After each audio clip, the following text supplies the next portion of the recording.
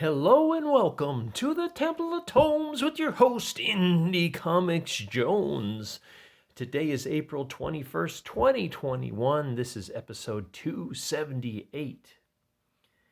Vietnam Horror, number 2, coming out from Behemoth.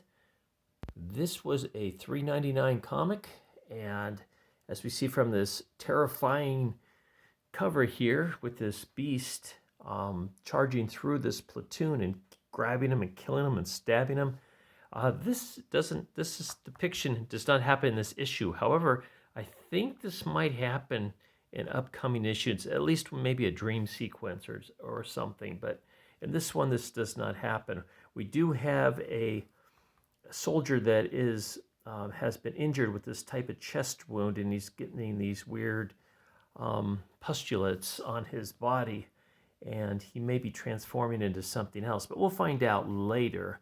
This is, like I said, this is from Behemoth. This is a recommend. It is one of the most horrifying comics I've seen in a while.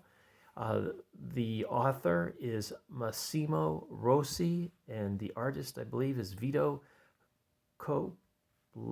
I hope I said that correctly. It is in black and white, but the starkness of that just makes this even more incredibly intense. We start off with this number of soldiers are on leave here. They appear to be at some kind of brothel, and this one soldier here is smoking some kind of hash pipe, I guess, and he is having all these horrible visions as he's smoking it. Gets to the point where he sees everybody just in this total debauchery and just craziness going on. And he ends up naked on top of this roof. So his friends or his colleagues are calling him down, but he's just more or less freaking out. They finally do get him down, though. And if you recall from the previous issue, there's a platoon that is stationed right by a mountain, and horrible things have been happening to them. They're all having the same dream, and it seems to be that dream is coming true. And when they wake up from this dream, they are so upset that they've actually wet the beds. So it's pretty intense on that account as well. Now, this one soldier that was kind of freaking out, he's been asked to take his troops and be reinforcements to this other group that is having a lot of issues at the mountainside. They lost a lot of people in it. So we check back at that camp, and here we have the mysterious wounded soldier that he's got this strange wound. They don't know what's going on with him, but he seems to be getting worse, so they're going to move him and quarantine him, hoping that'll keep the other patients safe. In the meantime, they're asking one of the soldiers to go out hunting and go into the tunnel, and he's never done it before, so he's a little freaked out about the whole thought of it. They're also asking the sergeant that had gone kind of nutso at the brothel. He doesn't want to go back into the jungle. And they tell him if he goes on this one last mission that they'll send him home after that. So he takes him up on that offer. Even he's about to crack as it is. You can see him here.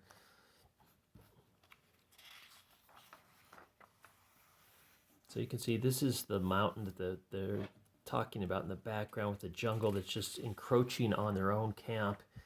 Nothing good's happening about this. Now we got the one gentleman here. He's been kind of the main star of this, and I can't remember what his name is, but he's about to jump into one of the tunnels and go hunting for the Viet Cong underneath.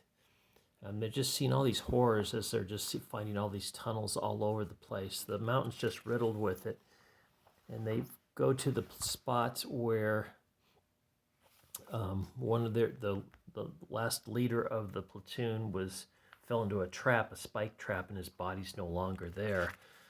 So they're trying to figure out what happened to them. Meanwhile, our friend is crawling through the tunnel here, looking right ahead, and he says, "Oh my God!" And he sees the guy that fell into the spike pit, and his head's on a stake, and his first impulse is just sheer horror.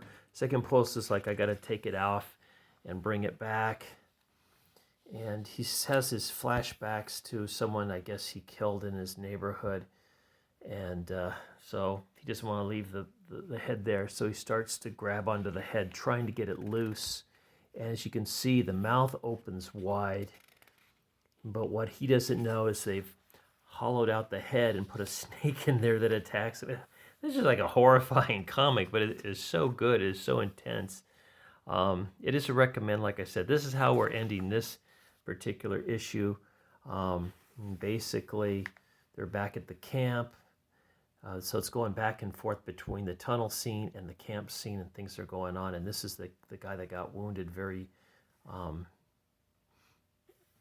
badly earlier, and you can see he's awake now. One eye's different color than the other, so something's going on with him. We'll find out in the next exciting issue of Vietnam Horror. This does get the Indie Comics Jones good excavating seal of approval, only given out by Indie Comics Jones. Thanks for stopping by and listening to my review. As always, please like, please subscribe, please leave comments, and we'll see you next time at the Temple of Tomes. As always, this is Indie Comics Jones bidding you adieu.